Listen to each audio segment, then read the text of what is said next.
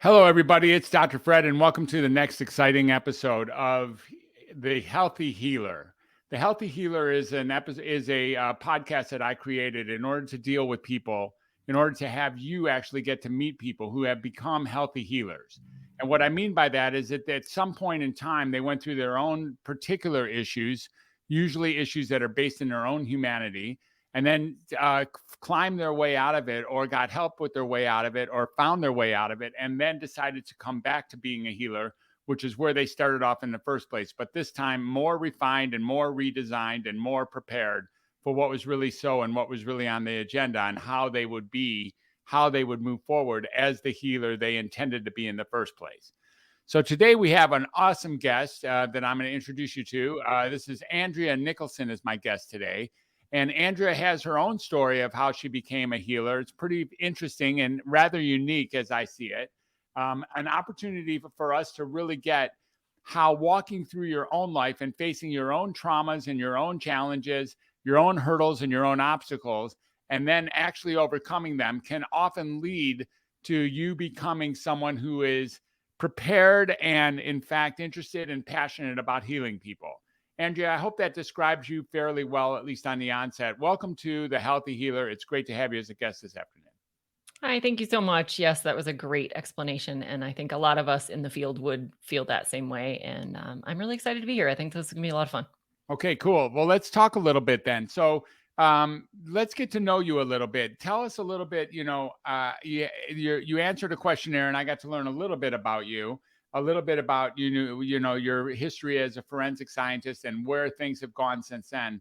Can you tell my audience what it is that really got you to be a healer in the first place? Because maybe you didn't start off so much as a healer. I'm not sure. It sounds like you were a scientist first and then found yourself as a healer. So let us know how that went. Yeah, I've always been interested in health and science and kind of all the things related. But I ended up career-wise going down the more scientific path in forensic science. And through that career, I was also on my own health journey. I had slowly started gaining weight. I had lots of digestive issues. I was still dealing with acne even later into my 20s. Just lots of things that just weren't ideal. I absolutely hated working out, but I felt like I was eating a pretty good diet. Like I had a decent level of knowledge from all of the science classes I had taken, and I thought I was doing pretty good.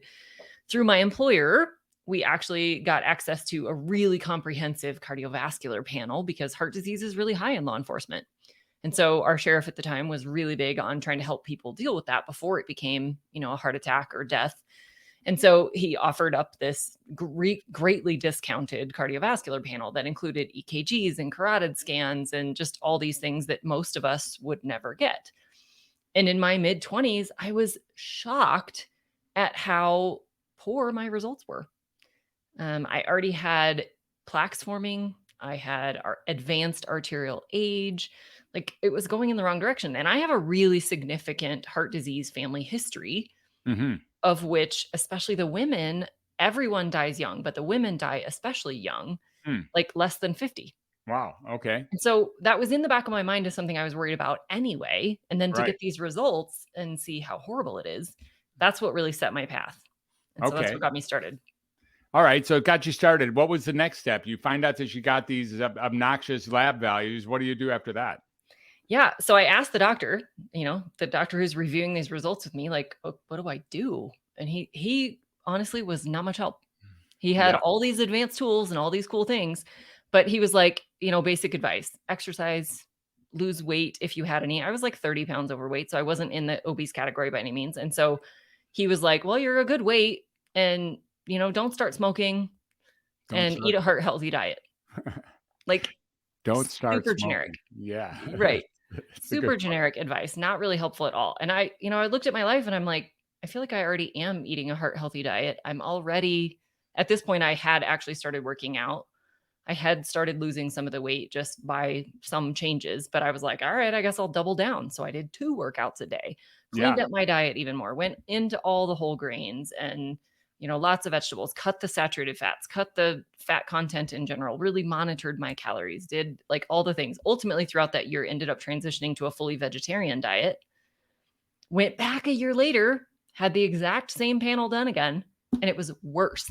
Worse. Wow. Worse. Doing exactly what everybody told us to do. I was Wow. eating every 2 to 3 hours, lots of vegetables, lots of whole grains, low Wow. fat, low saturated fat, all the things. And now my arterial age was 11 years older than I was. Wow. Like, Wow. all the metrics got worse.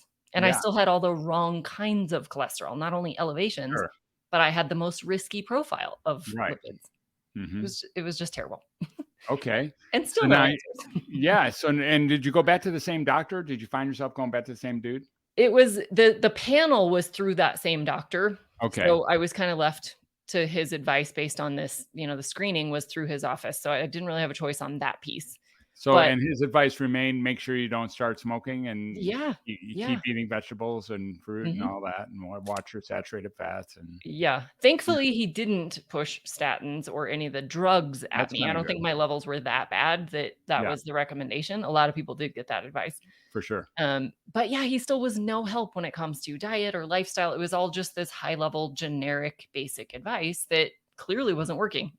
Well, it sounds like you found your way to some liberation over time. I think we're all waiting with bated breath to hear what direction did you go that now has led you. We get to the end of the story. The end of the story is now, and where you're a contributing healthy healer on a podcast as representing as such. So we know that you're going to get from where you were in your mid 20s, and you're not that much older than 29 right now, right? I mean, I could see that. I wish I could say that's true.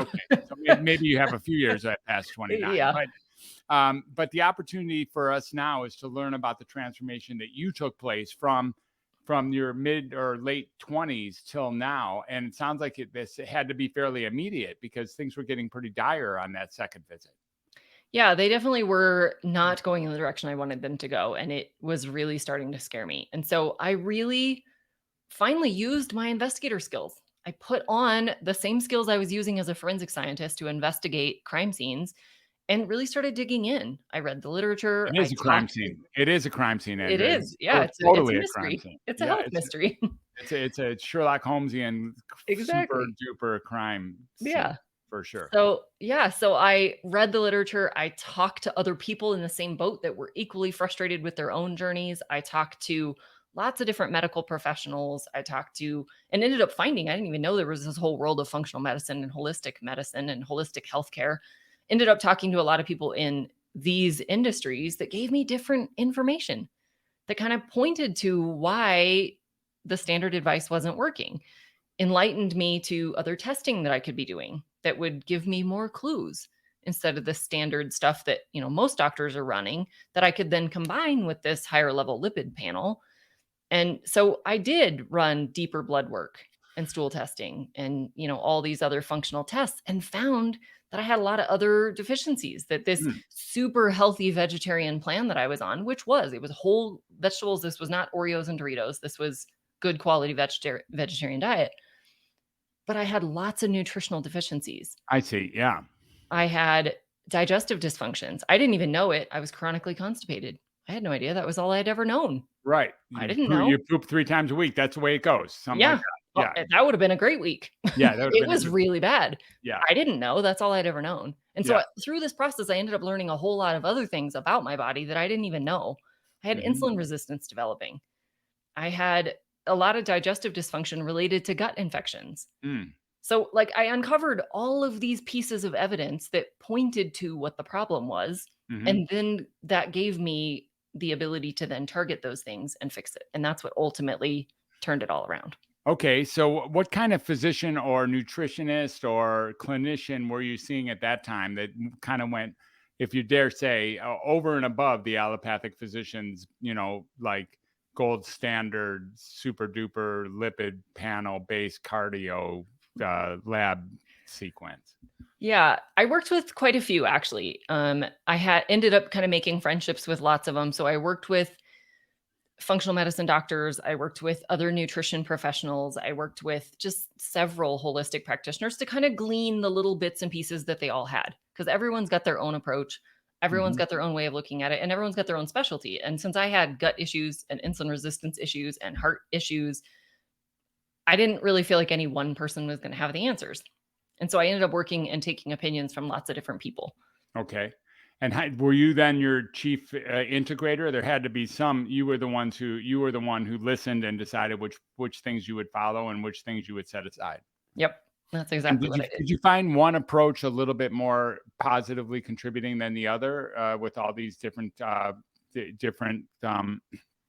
uh, clinical specialists? Was there one that was like spectacular that really helped more than others? There were different pieces that I liked about all of them. In the end, my fear was that I would get 15 different opinions from all these different people. And Right. in reality, that wasn't really true. They actually all ended up primarily agreeing on most things. I Hmm. mean, there's always going to be slight variations in, well, I would have done that supplement instead of this one, or I would have gone in this order instead of that order. But for the most part, they all actually kind of recommended the same stuff. And what was that? What kind of stuff did you end up having to take or do? There was a combination, from the gut perspective. I ended up doing some antimicrobial herbal products to get rid of the gut infections and kind of rebalance the overall gut. So that was eradication agents and, probiotics and gut rebuilding products. Most of these were from Western medicine, is for the most part. Um, a little bit of kind of all over. I had some herbal stuff, I had some botanical stuff. So those were more, holistically minded and things that most of my conventional doctors were like, supplements don't do anything. Yeah, right. Of course. Yeah. But it wasn't necessarily like traditional Chinese medicine. It wasn't necessarily that far into it. I Hmm. didn't know anything about that world at the time, and I still don't Hmm. know a whole lot about it other than Yeah. that it works Yeah. really well.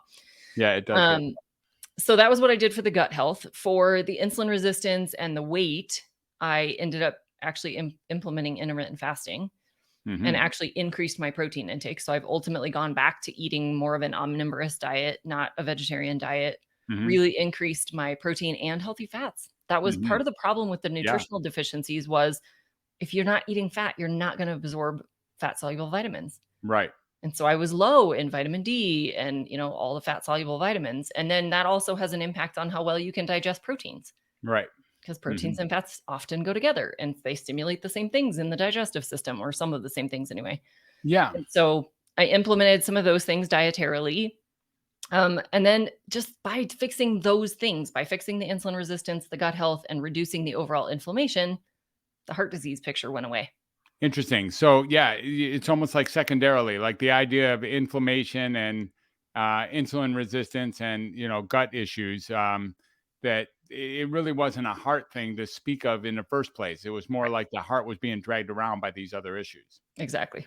All right, so that's really cool. Now we hear how articulate you are now and how passionate you are now. When did the shift happen that you're no longer going to be a directly, or you're no longer going to call yourself a forensic scientist? You're actually going to move into being a healer and helping people. And tell us a little bit about when that shift was, and then who you started to help, who became people that you were, given the opportunity to help directly, given your experience, your passion, and now your knowledge. Yeah, it started obviously with my own transition, and through my own transformation, I, learned a lot of things, went back to school, got additional certifications, and really started digging more into how to interpret the labs and like how to build a protocol and all the things, mostly for myself, because I wanted to know if ever something came up again, what do I do? How can Yeah. I be my own advocate or my own healer? And so I wanted to know as much as possible. So Hmm. about 15 years into my career, I started to recognize that as much as I loved the investigation side of it and I It is loved fun. I'll bet. aspects I'll of the bet it's job, really fun. Yeah. I also was under a tremendous amount of stress. Right. It's a 24/7 job. You're Yeah. only dealing with people on their worst day. You're Yeah. seeing horrible things and a lot Yeah. of traumatic events, and nothing's really positive. The Right. science is interesting, the investigation is interesting, but the rest of it's all pretty negative. Yeah. And I knew that was ultimately impacting my health, and there really was no other fix for that other than to break away from that life. And I was so drawn to this life that that was kind of my catalyst to jump ship. Okay. Yeah. And so what is this life? What have you now become? What is this new position that you have that is no longer primarily a forensic scientist? Yeah, so I consider myself a metabolic health investigator now. So I look I at love that. What a cool people who name. have people who have metabolic disorders. So that includes type 2 diabetes, pre-diabetes, but also hypertension, even Hmm. cancer, migraines, hormone issues like PCOS or erectile dysfunction. All of these things ultimately come back to metabolic dysfunctions. There's some chemical imbalance or process imbalance occurring in the body. Let's figure out what that is so we can solve it If we solve that, we often solve all the other things, just like my heart disease went away. Interesting. And so this is really similar. In many ways, it is forensic. In many ways, you're coming after the crime scene again, and you're using your Sherlockian talents to go in there and actually look at the details of what the hell is really happening that made the crime take place in the first place, and looking in places that probably many people don't look, which is, in my world anyways, what little I know, is like the sign of a tremendous forensic scientist, is that they can see things differently than other people see, and can see things develop, or sources of how things got to be the way that they are, differently than the average human does. That you have a skill set that has you see life through a different filter. And it sounds like you're now looking at health through almost a forensic, through a somewhat forensic lens, getting an idea on how these crimes of health, or these crimes of dis-ease, have landed on people's bodies. Is that fair to say? It's exactly how that goes. Yes. Okay. And so who is your clients now? Where are you getting your clients? Do you work with an agency? Are you a private practitioner? Are you online? Who are you? Yeah, I am a solo practitioner on my own. I've done some contract work for some other practitioners as well, helping support their clients and patients. But primarily, I work online, exclusively telehealth, either phone calls or video chats. And I work with people from all over. That's the beauty of technology, where we get to, not only have conversations like this in completely different places, but I can also help people regardless of where they live. So I work with clients from all over the US primarily. I have had a couple outside of the US, but primarily the US. And yeah, they come from a variety of places. Sometimes they're referrals from either family or friends or other clients or past clients. And then people also just find me online. So lots of different ways. I see. And so what would they look up at? What would they Google? What would be a keyword that might show your name popping up? A lot of people find me in kind of the low carb space, because I do talk a lot about insulin resistance and type 2 diabetes and that. So a lot of people find me associated with low carb, ketogenic, reversing type 2 diabetes, those kinds of words.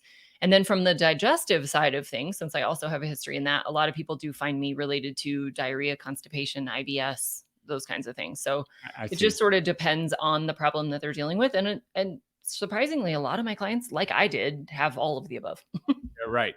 And so are there allopathic physicians or physician groups that respect you enough to actually refer clients to you so that you can assist them? Or is there still an interface issue with agitation at that level?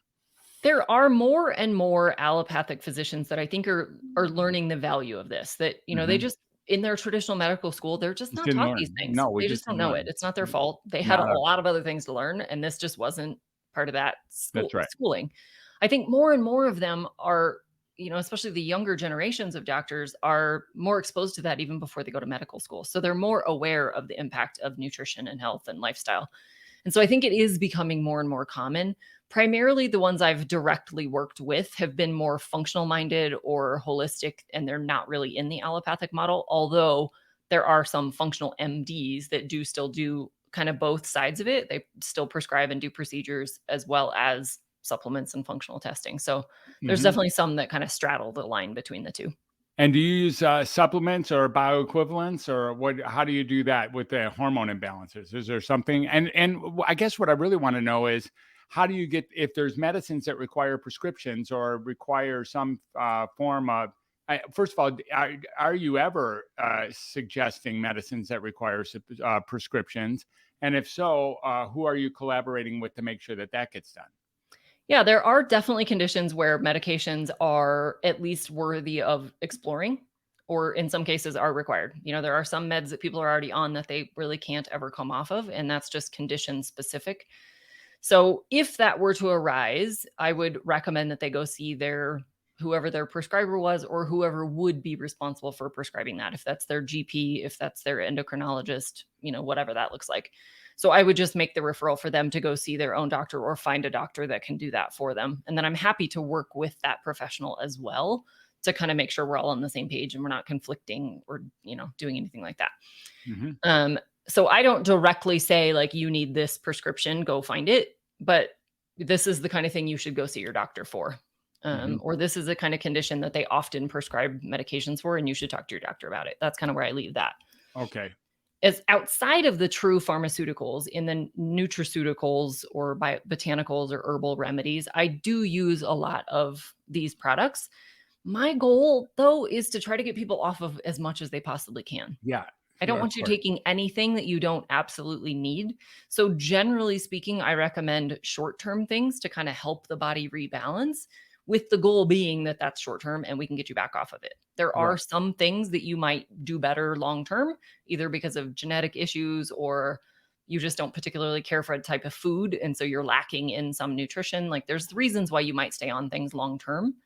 But for the most part, the goal is to try to just get the body doing what it's supposed to do and get off of all of the supplements and medications Okay. if possible. And do you have any still warm affection at all for these comprehensive panels that you got early on? Are you able to suggest those to the physicians or to your clients? Like maybe they should get that super duper panel that wasn't really useful that you got the first time, or maybe get the second one that was dug in a little bit deeper. You said the one that you really took a deeper dive into your own metabolic status. Are you still a fan of those? And how do you get those done if you are?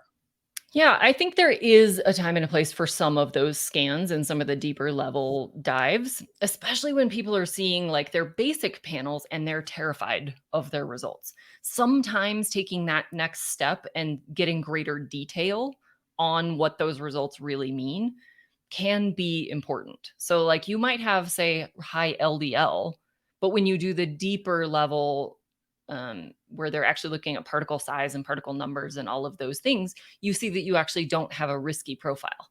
So, Hmm. having high LDL doesn't seem to be as predictive for heart disease. So, I think sometimes there's great value in doing that deeper level.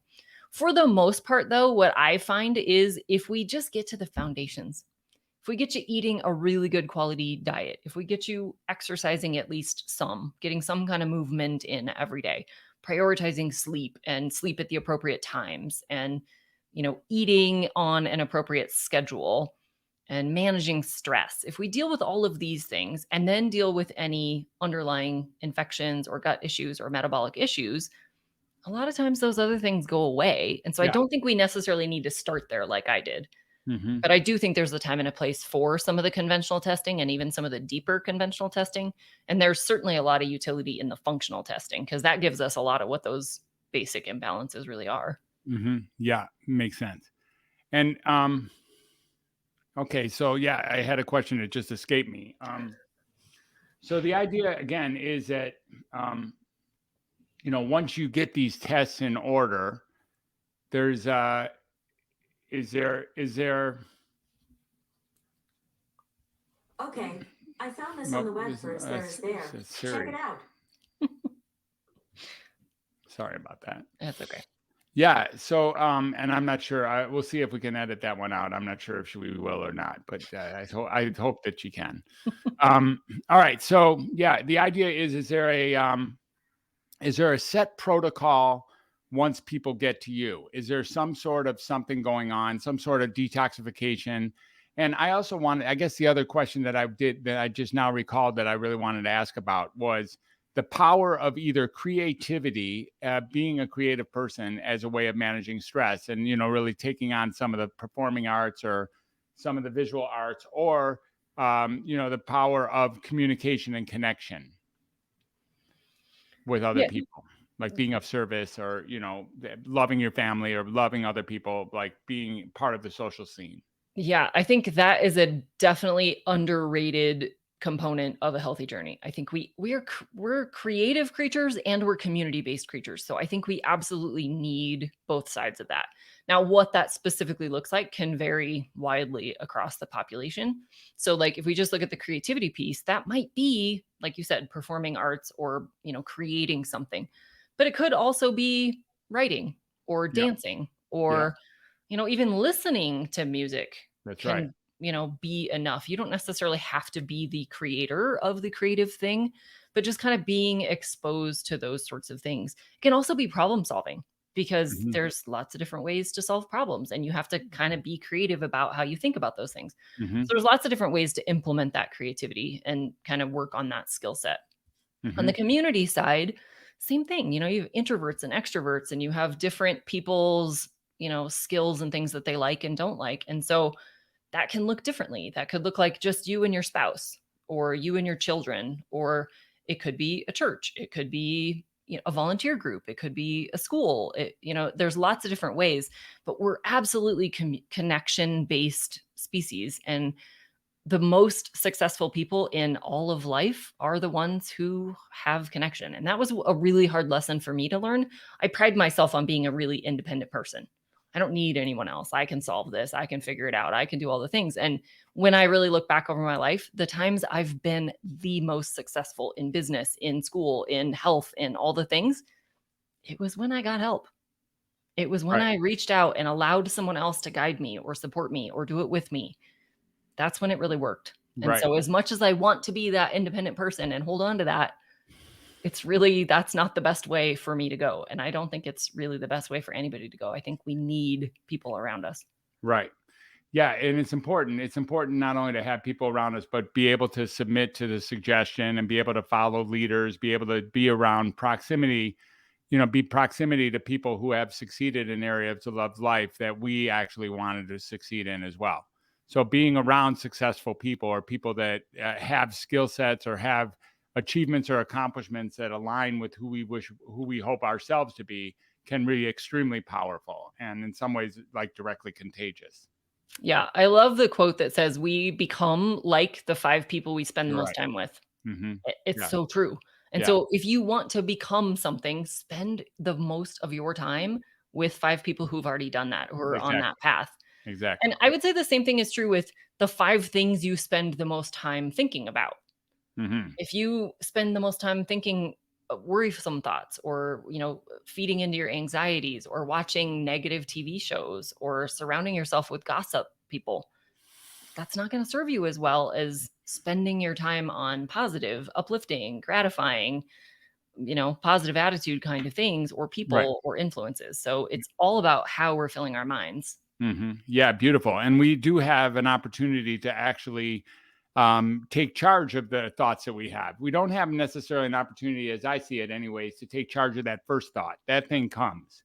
But what we do with that thought, and whether or not we propel it forward and nurture it so that it grows, is up to us. And whether we want to keep it in our mind and really, ruminate about it, or in fact let it go and create a different line of thinking. We can do that. We have an authorship that allows for that. Many people forget or don't even realize that they have the they have the capacity to actually make those kind of decisions. We do. Absolutely. We have a lot of control over what goes on in our minds, and a lot of it's just being more aware and then intentionally guiding it. Right. We have the agency or the sovereignty to make those kind of decisions. It's true. All right, Andrea. So at this point in time, do you have like a set of family and friends that actually support you in doing as well as you're doing? You seem to be very vibrant and, really, not everybody might not see you on this podcast, but, you seem to be vivacious and vibrant and really happy with your life. Is there people around you that fit that mold for the 5 people you're glad to spend time with?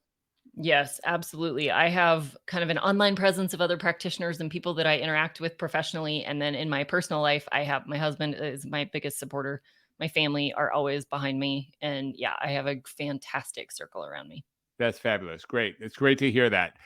And it's really great that, I love that people can actually find you, and you can work in any state, right? You don't even have to have a license. You could work with somebody in Montana just as easily as someone in Florida or Hawaii or anywhere, right? Yep. Okay. So how would people find you if they were looking for what, the services that you're telling us about today? Yeah, the most important information is on my website, which is healthylifewithandrea.com. And from there, you can actually book a free 45-minute consultation with me so we can chat about your goals and see if it's a good fit.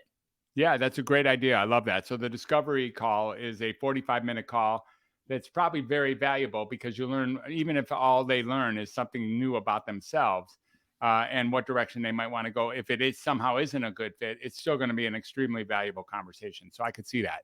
Yes, absolutely. They'll walk away with a roadmap of what it will look like, whether they decide to do that on their own with someone else or with me. That's very great. Super great. Okay. And what are some of the things that, who are some of your mentors over time? I've had a lot. I read a ton of books, so I consider all of the authors of all of the health books to be mentors because they've documented what they've learned and what works and what doesn't, and the proof behind that. So pretty much any expert that's written a book, I find to be some level of a mentor, even if I don't agree with their conclusions or they've later Sure. been disproven. There's still a lot of value in learning from that. So Exactly. I definitely have a lot of those. I have, just friends I consider to be mentors as well because they keep me on track and they ask great questions and they make me think about things in a different way and explain things in different ways. And so, I try to learn from all interactions from Yeah. everybody. Good And plan. yeah, so I think everyone can be considered a mentor. All right. Beautiful. Well, that was an additional question after you gave your contact. So go ahead and give me one more time. Give us your contact so how people can find you. Yeah, my website is healthylifewithandrea.com, all spelled out. And from there, you can book a consult or check out some of my content. There you have it, folks. Andrea Nicholson is just an amazing being who you see that she didn't start off necessarily as a healer and really has been a healer her whole life and now is helping people in great numbers find what's really sort of imbalance about their life and help them move forward. So, Andrea, thank you so much for showing your presence on the show. You've been great. It's been a fun interview. I hope you appreciated it as well. And listeners, if you have any interest in being with Andrea, she just gave her information and it'll be in the show notes as well. And it's a real opportunity to catch up with what's in balance in you and how you can take steps forward to make your life a higher quality. Andrea, again, thank you so much for being on The Healthy Healer. It's been a deep pleasure having you. Thank you for having me. My pleasure. Bye for now. See y'all on the flip side.